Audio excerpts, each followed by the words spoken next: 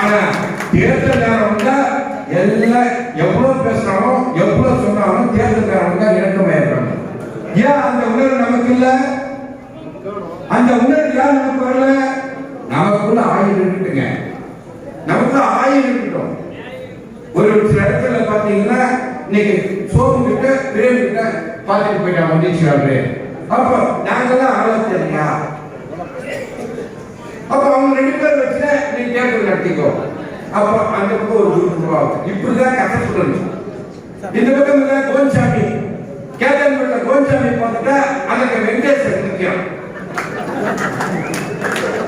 எல்லாரும் ஒரே நேரத்தில் அவனுக்கு முடியல. தேர்தல் வேகத்தை தேர்தல் நேரத்துல நமக்கு போறோம்னா வேகமா போயிட்டு ஏற்படுத்தக்கூடாது. எல்லாருடைய நோக்கம் என்ன? எல்லாருடைய லட்சியம் என்ன? நமக்குள்ள விரோதம் இருந்தா கூட நம்ம கட்சி வெற்றி பெறணும். அதை பற்றி நீங்க அதெல்லாம் மனசில் வைக்கணும்.